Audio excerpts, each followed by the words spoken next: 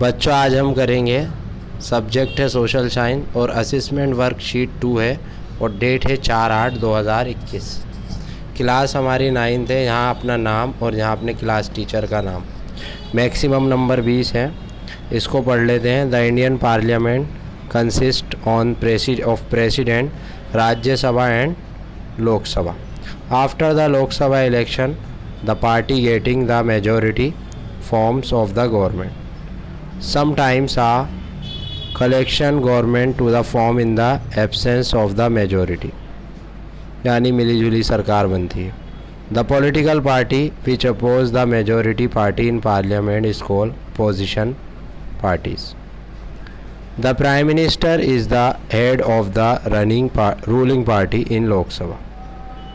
The prime minister selected the other minister such as the health minister, education minister, finance minister, government related. अब इन्होंने यही सब बातें कही हैं। ये सारी बातें इन्होंने आपके समझ में आ गई होंगी कि लोकसभा राज्यसभा से मिलके बनता है। प्राइम मिनिस्टर दूसरे मिनिस्टर्स का चिन्ह करता है, हेल्थ मिनिस्टर हुए, ये हुए, वो हुए, और हेड होता है।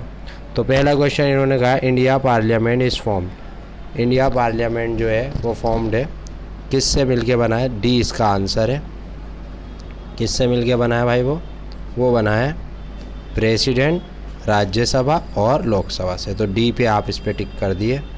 अब इसके बाद सेकंड है। सेकंड क्वेश्चन हमसे पूछा है कि the government of 2 and more parties is absent majority called. इसको क्या कहते हैं कि भाई जो एक पार्टी से ज़्यादा मिलके बनती है तो उसे बोलते हैं कोलिटेशन गवर्नमेंट, कोलिटियन गवर्नमेंट। अब इसके बाद जो है थर्ड क्वेश्चन है, उसकी तरफ चलते हैं। थर्ड क्वेश्चन की तरफ। The prime minister selected. Prime minister किसको सेलेक्ट करता है? हेल्थ मिनिस्टर को, एजुकेशन मिनिस्टर को, finance, all of the above, सभी को करता है। डी इसका आंसर है। अब चौथा है the opposition parties which oppose the majority party. चौथा क्वेश्चन है पार्लियामेंट इज कॉल्ड, जो भाई अपोजिशन कहलाएगी, जो दूसरी पार्टीज़ होती हैं वो अपोजिशन कहलाती हैं। इसके बाद जो है फिफ्थ क्वेश्चन है। फिफ्थ क्वेश्चन के अंदर कहा है कि who is the head of the ruling party in the government. कौन हेड होता है भाई? प्राइम मिनिस्टर हेड होता है। सी इसका आंसर। तो ये थी हमारे 5 क्वेश्चन। अब छठे क्वेश्चन की तरफ चलते हैं। छठे क्वेश्चन में क्या कहा गया है, थोड़ा सा इसे जूम कर लेते हैं ताकि आपके आसानी से समझ में आए।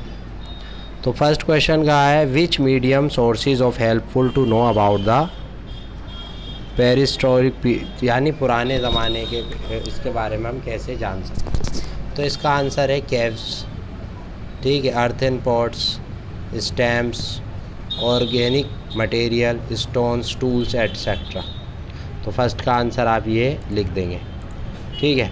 फिर उसके बाद जो है सेकंड, इसका 7th क्वेश्चन है how are the decisions of the people represent in a democracy. Democracy के लिए क्या जो है रिस्पेक्टफुली है, कैसे लोगों के साथ होता है।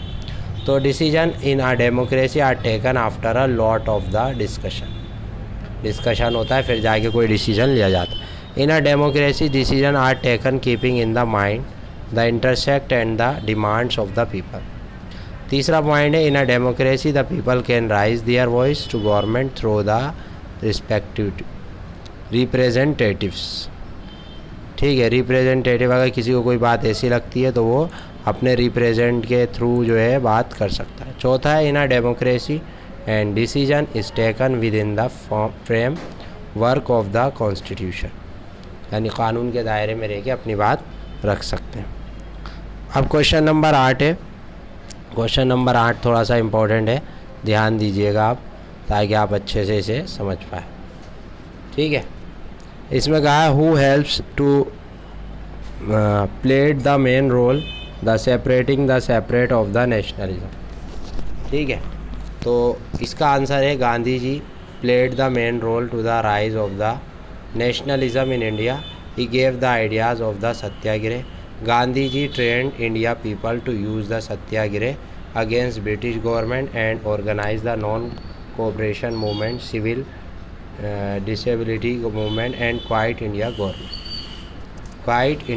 Government movement.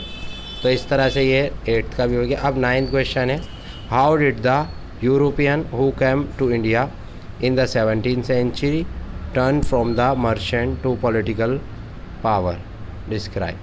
कि भाई ये जो हमारे देश में आए थे 17वीं सदी में अंग्रेज़, इन्होंने कैसे अपनी पॉलिटिकल पावर को इतना मजबूत कर लिया, किस तरह से इन्होंने ये सब करा। तो इसका आंसर है there was a struggle among the European companion for their business.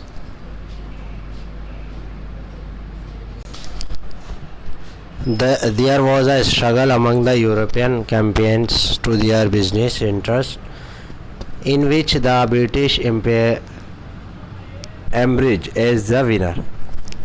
ठीक है, अब इसका सेकेंड पॉइंट भी लिखेंगे, in order of the ensure the protections and profit of its trade and due to the lack of the unity among the Indians, the East India Company decided to extend its influence. After the decline of the Mughal dynasty in become the earlier for the British।